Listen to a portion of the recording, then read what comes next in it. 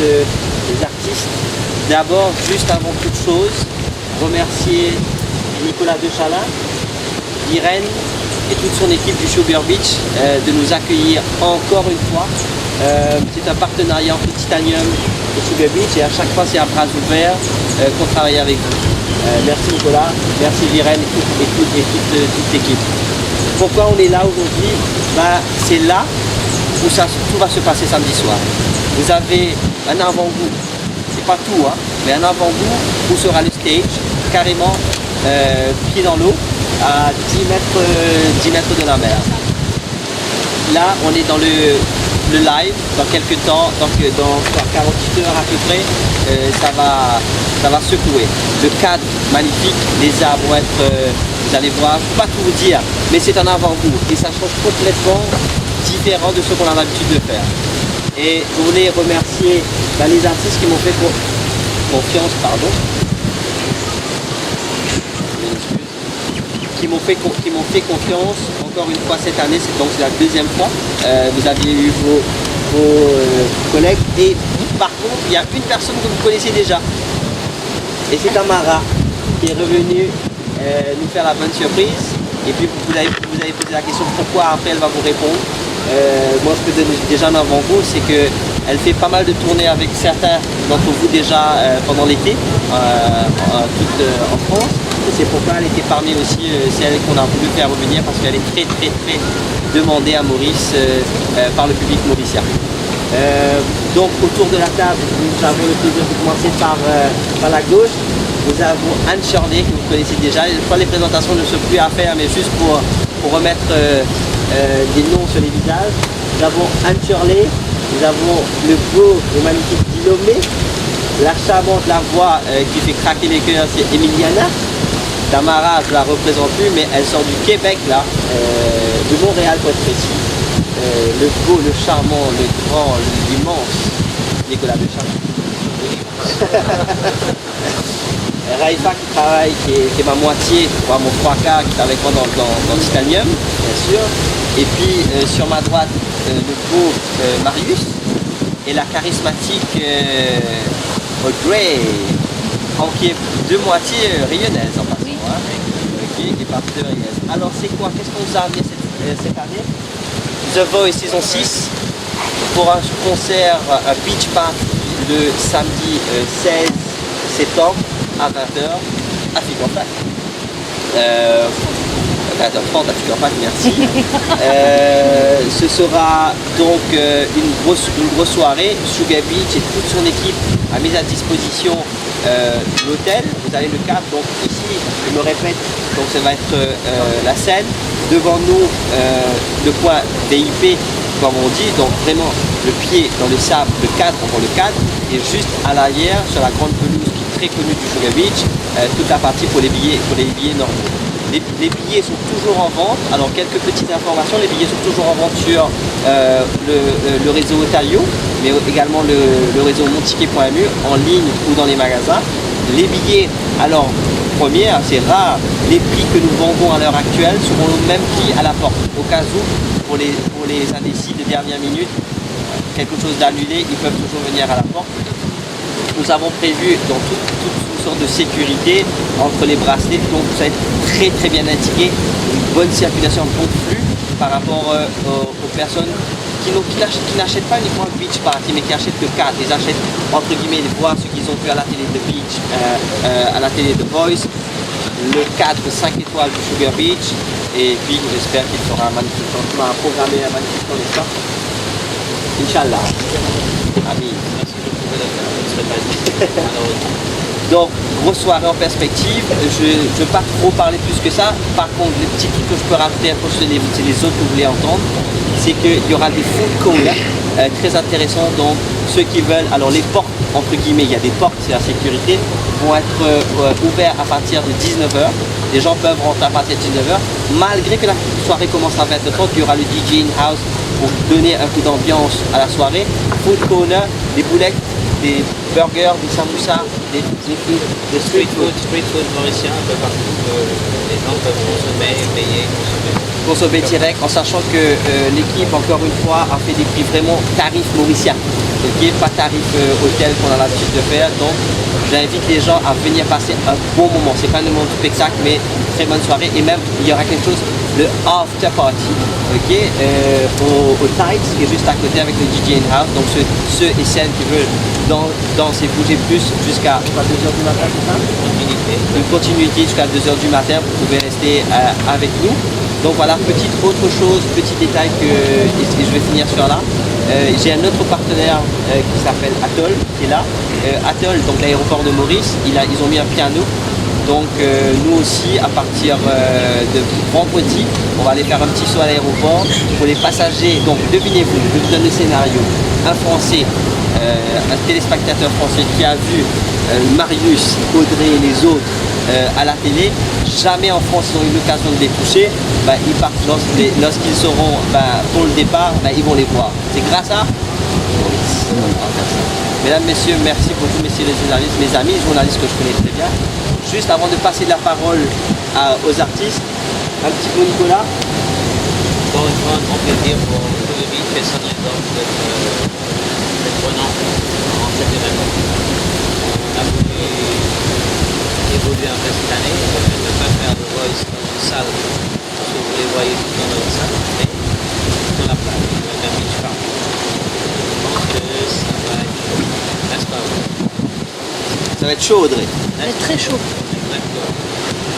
Merci beaucoup. Sur ce, j'espère que tout le monde va venir de ce samedi, qu'ils vont se faire. Merci aux artistes. Merci d'être là. Tamara, Oui, mais ça va être jouable. On a deux enfants. Et mes deux enfants. L'année prochaine. Merci. Je vais Aussi, merci à mes managers. Oui, j'allais remercier à l'Arpia. Alors, il est outre le fait qu'il est manager, c'est l'ambassadeur de Titanium en France.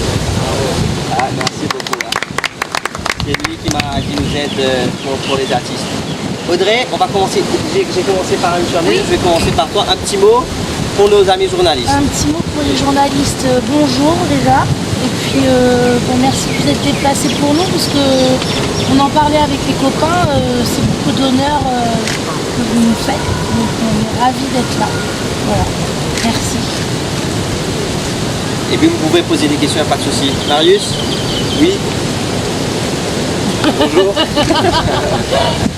Écoutez, bienvenue. Je suis content de vous rencontrer également, de participer à ce deuxième événement que Titanium organise. Et très heureux de revenir à Maurice et à l'occasion de ce concert. Voilà. Et que tu as aimé le massage au Sugar Beach. Ça c'était pas mal du tout. Et je pense que je vais y retourner. Tamara? C'est un plaisir pour moi d'être là une deuxième fois cette année. Puis, en fait, c'est rare qu'on a une chance inouïe d'être dans un cadre comme ça. Puis, on profite de chaque instant, on est accueillis comme des rois. Puis, ça fait vraiment plaisir de partager ce moment-là. Donc, merci à tous. Liliana? Bonjour. Alors moi, je suis très heureuse d'être ici, très heureuse de découvrir le Maurice parce que je n'ai jamais venu et j'ai hâte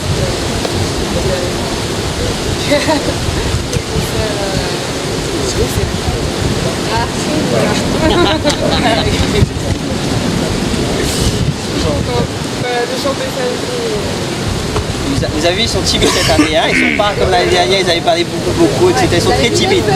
Les feux, ils sont pas un dérive. Hein.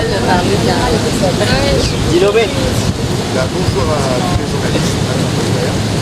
Je suis très heureux d'être ici pour la première fois, de découvrir votre équipe. Je suis très heureux d'être ici avec vous. Et j'ai hâte d'être au concert. Et voilà, d'être aussi là.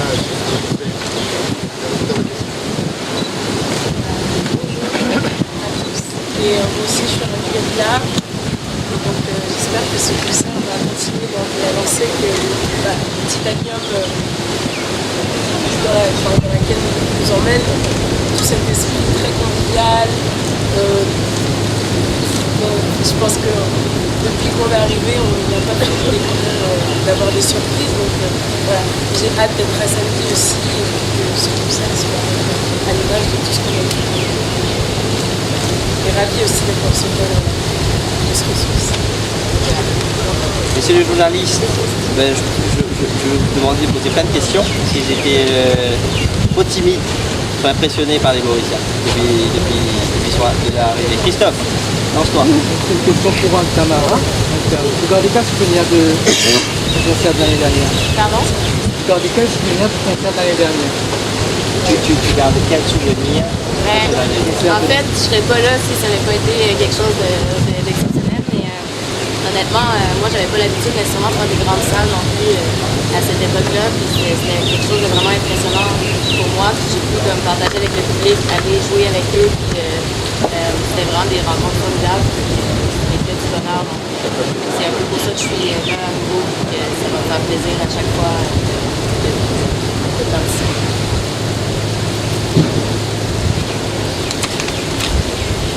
C'est chaud, hein? Vous avez reconnu, hein? Thierry, toi qui poses bien les questions. Alors, votre répertoire pour samedi, ce serait quoi? Donc, les chansons que vous avez déjà interprétées lors des émissions ou d'autres surprises? Votre répertoire, vos répertoires pour samedi. Le répertoire pour samedi, il y aura certainement des reprises de The Voice. Et puis après, il y aura aussi des surprises. On va peaufiner le travail ensemble quelques jours. Notamment des duos, c'est ça? Il y aura des duos, il y aura des trios, et puis je ne peux pas vous dire plus que ça. On vous invite vraiment à venir voir. Il y a vraiment de très belles surprises. Et bien sûr, je réponds un peu pour les ça parce qu'on connaît un petit peu la surprise. Et moi, Mauricien, par contre, c'est pas qu'à accorder. C'est que certaines chansons que vous avez vues à la télé vont être reprises en live samedi.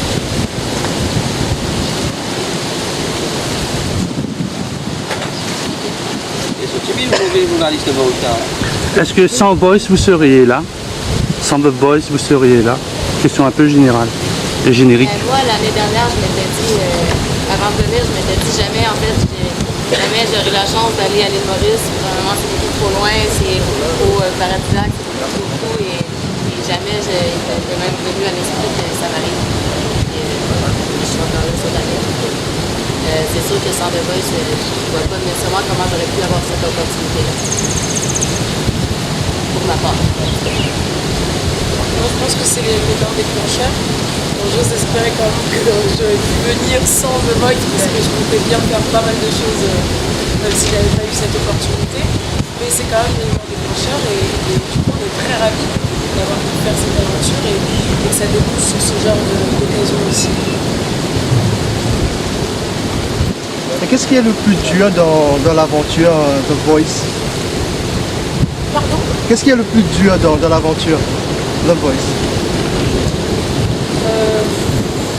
Ce qu'il y a de plus dur, c'est peut-être d'arriver à montrer le plus possible de son bagage artistique en 1 minute 30 par soir en fait. Et dans un contexte comme celui-ci, voilà. Et puis il y a pas mal de prod aussi derrière, donc il y a la production de The Voice, il y a aussi TF1, donc il y a beaucoup de discussions, on se retrouve dans un cadre où on doit discuter avec les gens, alors que jusque-là on prenait toutes les décisions pour soi-même. Et donc voilà, c'est d'arriver à prendre l'occasion, de saisir l'occasion et de l'optimiser. Pour moi, ça a été ça. Et après The Voice, c'est quoi un peu vos projets? Est-ce que vous avez des albums? Vous nommez? Ouais, effectivement, moi j'ai signé il y a peu de temps dans une maison de disques à Paris. Là, j'enregistre mon album qui devrait sortir à la rentrée 2018. Et mon single devrait peut-être sortir au mois d'octobre. Et je travaille dur sur l'album aussi. Moi, je travaille sur le deuxième album aussi. On fait le single de l'album en octobre aussi. Et puis, ben voilà, on travaille constamment pour réaliser nos rêves parce qu'on a toujours des rêves à atteindre après chaque rêve. Moi je suis sur un EP. Un EP c'est l'équivalent de 4-5 titres, donc c'est les prémices d'un album, mais moi mon projet solo il a commencé avec The Voice, donc j'avais besoin de me retrouver, de savoir quelle direction artistique prendre, parce que je suis capable de faire pas mal de choses, donc il faut choisir à un moment donné. Et donc c'est ce que je fais en ce moment. Je travaille avec un producteur sur Paris avec qui on travaille sur la composition, l'écriture, l'arrangement des morceaux, voilà, tout ça pour présenter après aux maisons de disques. Assez rapidement parce qu'il faut un peu surfer sur la vague aussi. Moi j'ai des projets, mais moi ça fait 11 ans que je fais de la musique avec un groupe qui s'appelle Audrey et les Phase B. Donc on va continuer à faire de la musique ensemble. Après j'ai d'autres projets, mais pour l'instant j'en parle pas trop parce que c'est à l'état de création. Et puis le projet le plus important c'est de continuer à faire de la musique, quoi. Voilà. Et moi aussi je suis sur la conception d'un album avec toute une musicien avec qui je bossais déjà avant The Voice. Et donc voilà, pour l'instant pas de date prévue, mais on est à fond dans le projet. On espère le plus tôt possible de pouvoir le sortir. Est-ce qu'avec l'expérience de The Voice, peut-être que vous avez changé votre style, votre approche dans votre groupe, bien, ceux qui sont en train de préparer des albums, est-ce que ça a changé votre façon de travailler? Est-ce que ça a changé votre façon de travailler après The Voice?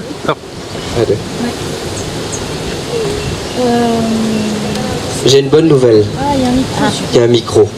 Et c'est ma voix que vous entendez en premier.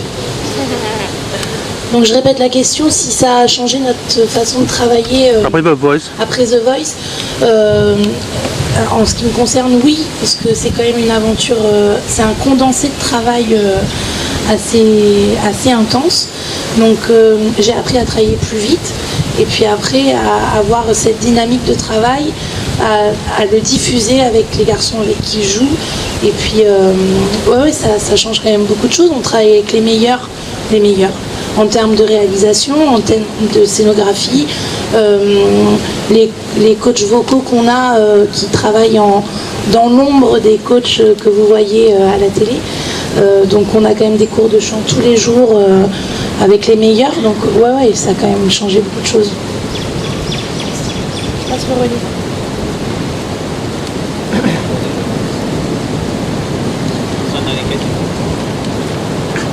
Bon, peut-être la dernière pour moi. Qu'est-ce que vous chantez dans la salle de bain, about The Voice? Vous chantez quoi? Quelle est la chanson? C'est Jessie de Maurice Info. Qu'est-ce que vous chantez dans la salle de bain quand vous êtes tout seul, en face du savon? Vous chantez quoi? Vous êtes dans The Voice ou bien vous êtes sur Rihanna, vous êtes sur les trucs un peu franco-français ou bien anglais? Oh bah, ça varie en fonction des humeurs, en fonction de plein de choses en fait. Ça peut partir du morceau un peu honteux, devant la glace comme ça, copier la pro. Ou étant donné que moi c'est aussi mon métier, donc je fais ça vraiment à 100%, je travaille avec d'autres artistes, ça peut être aussi les morceaux que je suis en train les répertoires que je suis en train d'apprendre, ou le morceau du moment que j'adore. Et voilà. Qui est? Quel est le morceau que... Lesquels? Alors moi j'aime beaucoup, enfin je sais pas si ça va vous parler, mais je suis très ouverte sur les nouveautés, les nouveaux groupes, les nouvelles personnalités. Emily King, The Internet, bon après les anciens, D'Angelo, moi c'est mes influences, et puis il ressort toujours de nouveaux projets en ce moment. Et le nouvel album de Rihanna, quand il est sorti, je l'ai beaucoup écouté, donc il y a pas mal de morceaux de cet album-là qui peuvent me venir en tête de temps en temps. Solange Knowles aussi. Oui. C'est des projets qui sont que je trouve très accomplis en termes de couleurs, même enfin, voilà, de texte, de tout.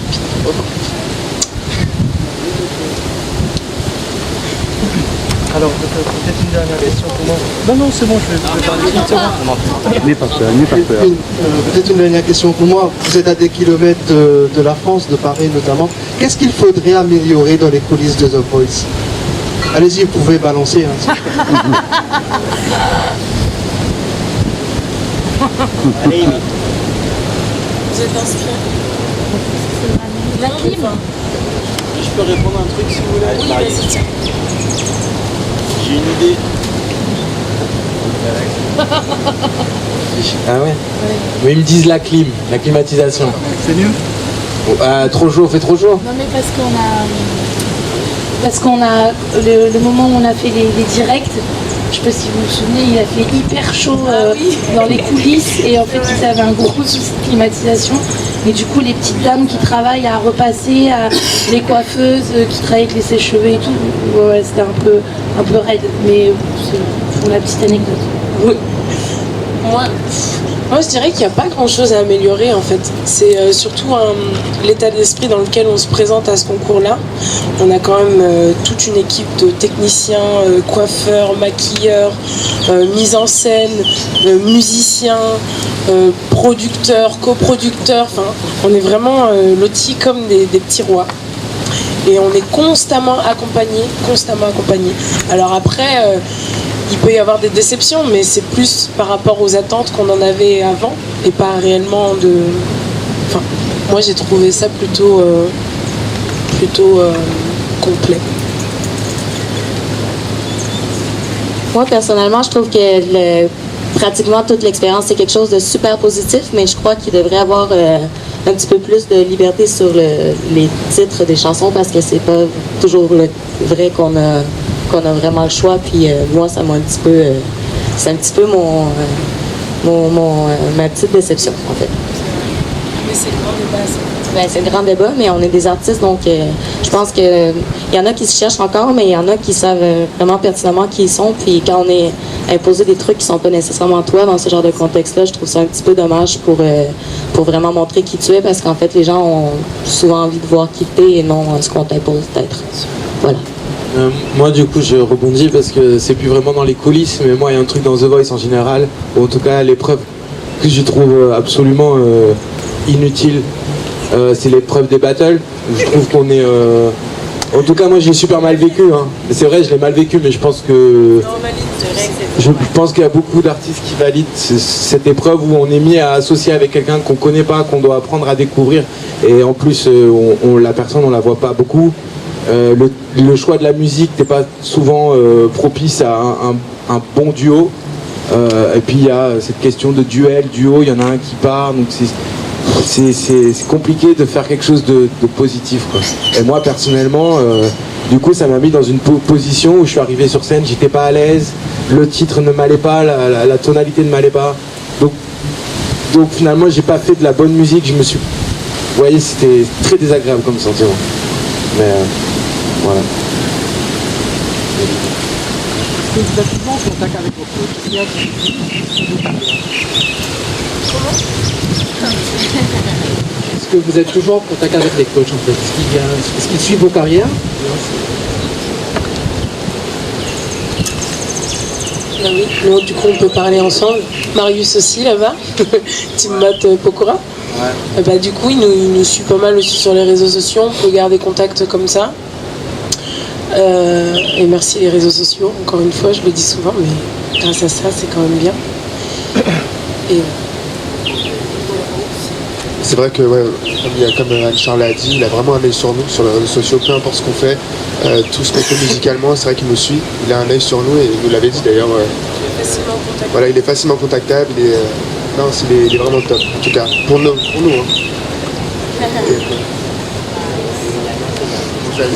Vous avez choisi Ma part, elle a peut-être un suivi, oui, mais c'est pas direct. Enfin, je suis pas en contact direct avec Zazie, mais indirectement, oui, par le biais de certaines personnes avec qui je travaille. Je crois que Mika est quelqu'un de très occupé. Mais pourquoi vous choisissez ces gens pour vous suivre, ces coachs? Qu'est-ce qui vous a donné ce déclic de choisir Matt ou Mika ou d'autres?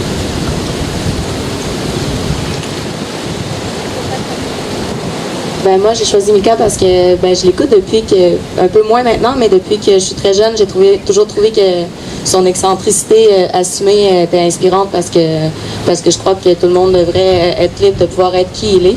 Puis je trouvais que c'était un exemple que j'avais envie de propager aussi. J'ai choisi Zazie parce que c'est pareil, je l'écoute depuis longtemps et j'aime énormément ses textes. Ce qu'elle dégage, sa sensibilité artistique, en tout cas ce que ça a l'air d'être. Donc c'est ce qui m'a motivée à la choisir. Et moi pour ma part, j'ai choisi Zazie au début exactement pour la même raison qu'Emiliana, parce que j'adore sa plume. On connaît qu'elle écrit pour beaucoup d'artistes. Moi j'adore énormément son talent. Après c'est vrai que moi j'ai eu la chance d'avoir 2 coachs. Donc après j'ai choisi Matt Pokora parce que artistiquement c'est vrai qu'il se rapproche plus de moi. Et voilà, je me suis dit allez, je me lance avec Matt Pokora et j'ai bien fait parce qu'il m'a emmené jusqu'au direct, donc j'étais super content. Et moi, je suis repartie à la source. Donc j'avais le choix soit d'adhérer à l'artiste lui-même, de ce qu'il propose musicalement parce que ça me ressemble, ou de repartir à la source, donc ses influences, c'est ce qui l'intéresse vraiment, et de savoir s'il pourra vraiment comprendre ce que je lui apporte. Et ça a été le cas pour Matt, pour moi, musique black américaine. Et puis j'ai eu la chance aussi de savoir qu'il bossait avec des musiciens que j'admire beaucoup. Donc je me suis dit, voilà, s'il est sensible à ça, c'est qu'on peut se comprendre, on peut s'entendre. Donc ça a été Matt.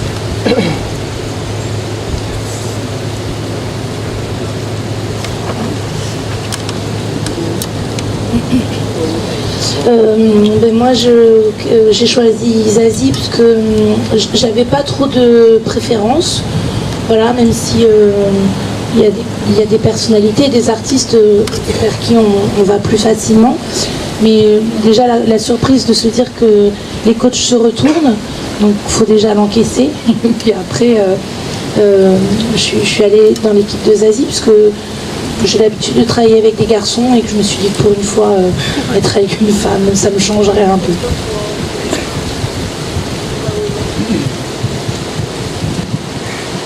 Pour ma part, il n'y a pas vraiment d'explication. Je crois que j'ai fonctionné au feeling. À la base, je voulais prendre Mika parce que je trouve que son premier album est un ovni dans ce qui est sorti à ce moment-là en termes d'album. C'était assez novateur, je trouvais, en tout cas pour moi.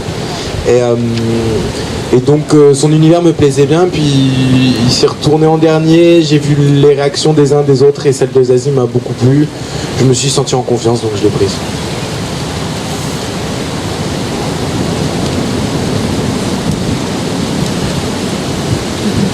C'est une question, peut-être une autre question, mais cette fois, ok, pourquoi c'est toujours les mecs qui remportent The Voice? Bonne question. Bonne question.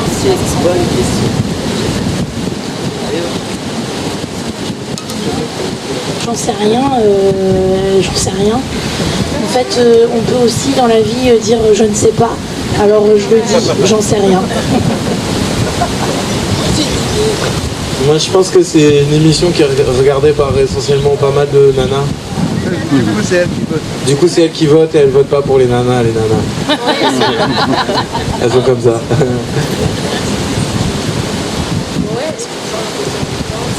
Si vous aviez la possibilité de pouvoir faire un featuring, je serais curieux de savoir avec chacun d'entre vous, une collaboration, un petit projet. Avec Ed Sheeran. Oui. Moi, j'ai pas réellement d'idée, donc. À part avec mes amis. Moi, ça serait une artiste montante en ce moment qui s'appelle Dua Lipa, une artiste anglaise qui commence à se faire connaître. Et, je l'admire énormément. Donc, ça serait elle.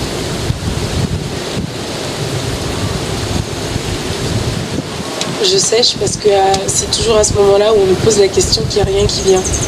J'ai tellement d'artistes que j'aime, je ne saurais pas dire. J'arrive pas à répondre. Quand est-ce qu'on se dit tiens, je vais faire The Voice?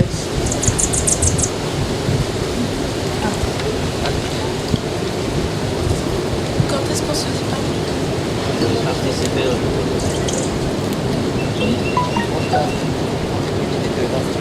Oui, c'est ça.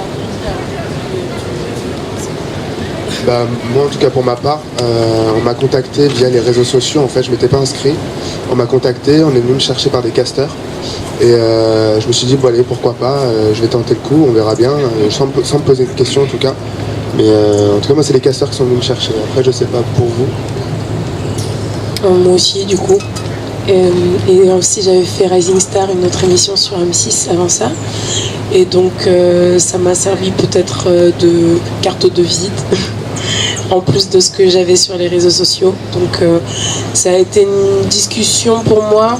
J'ai pas dit oui tout de suite, parce que j'avais déjà fait une émission et que si je faisais une émission en tant qu'artiste, c'est pour pouvoir me donner un peu plus de visibilité et ensuite repartir au travail et que ça serve.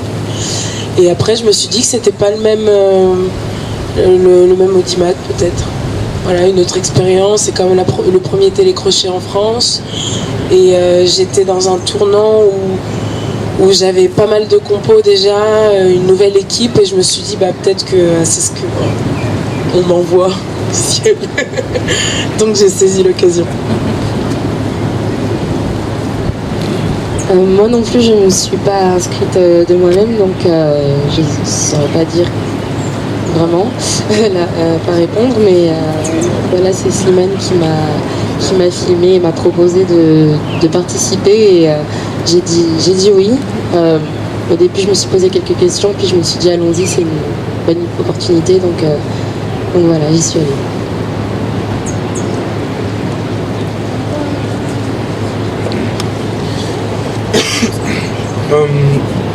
Moi, il n'y a personne qui est venu me chercher. Faudra que je leur en parle d'ailleurs, ceux qui sont venus me chercher. Moi, j'étais en Angleterre à cette époque-là. Mon groupe de musique venait de s'arrêter. Donc, je suis parti en Angleterre prendre un peu l'air, des cours d'anglais, tout ça. Et puis, j'ai une copine qui m'a appelé, qui travaille dans les radios indépendantes qui sont partenaires de l'émission. Il y en a partout en France et elles organisent des castings. Et donc, mon ami a glissé mon dossier comme ça sur la pile et j'ai été pris. 4 jours après, il y avait le casting et après j'ai fait tous les castings. J'ai fait 3 ou 4 castings pour arriver jusqu'aux auditions avec. Ah ouais. Voilà ce que vous avez pas fait. Je l'ai fait pour vous. Ouais, me remerciez pas, je l'ai fait avec plaisir. Peut-être un peu moins. Alors même si on vient à nous, parce qu'ils ont une équipe de casteurs qui cherchent partout en France dans les festivals, sur internet et dans les concerts, on passe quand même des castings, c'est-à-dire que voilà, la clé des auditions à l'aveugle, elle ne s'obtient pas comme ça, malgré tout. Donc même si on est venu à nous, on a passé comme tout le monde des castings, parce que parfois ce qu'on peut voir sur internet ou voilà, sur scène peut ne pas coller à un moment donné dans un casting.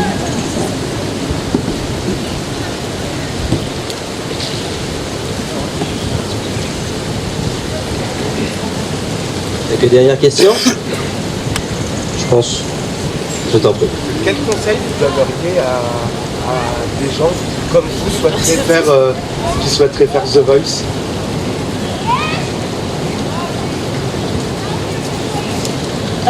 Alors moi, c'est toujours difficile de donner un conseil parce que c'est une expérience qui est propre à chacun. Même entre nous, on n'a peut-être pas vécu les choses de la même façon. Donc donner un conseil précis, c'est difficile. Le seul truc où moi je mettrais un bémol, c'est pour les plus jeunes, parce que même déjà en tant qu'adulte, c'est parfois éprouvant, parce qu'on se retrouve quand même devant 7 millions de téléspectateurs en moyenne tous les samedis soirs, donc il faut avoir les épaules solides et savoir déjà un peu qui on est pour pouvoir encaisser, parce que malgré tout ça reste de la musique et c'est quand même cool, mais les réseaux sociaux parfois se déchaînent un peu et il faut être un peu solide pour encaisser ça, voilà. Donc c'est le petit conseil que je donnerais. Et puis d'être prêt aussi.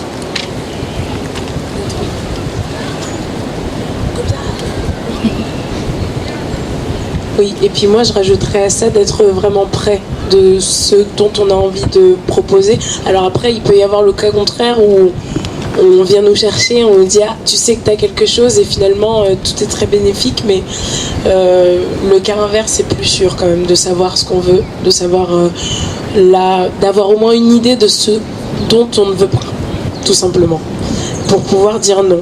parce qu'après on dit oui peut-être et après on se retrouve avec des regrets. Donc c'est plutôt ça, de prendre le temps, pourquoi pas faire des petits concours aussi, d'avoir des petits retours sur ce qu'on fait et ensuite d'y aller, comme ça il n'y a pas de déception. Voilà.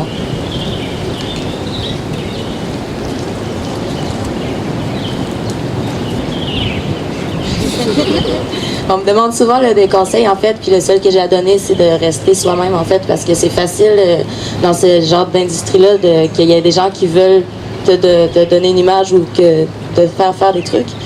Puis savoir qui on est, on le sait. On ne sait pas toujours, mais déjà, comme Audrey disait, d'avoir déjà une idée de ce qu'on est, puis de s'affirmer parce que sinon tu finis par être malheureux à faire des trucs qui ne te ressemblent pas. Merci beaucoup. Je dois conclure pour remercier les journalistes et tout le monde présent. Merci à vous, merci d'avoir répondu assidûment aux questions. On vous reverra samedi. Merci. Bonne fin de journée. Merci.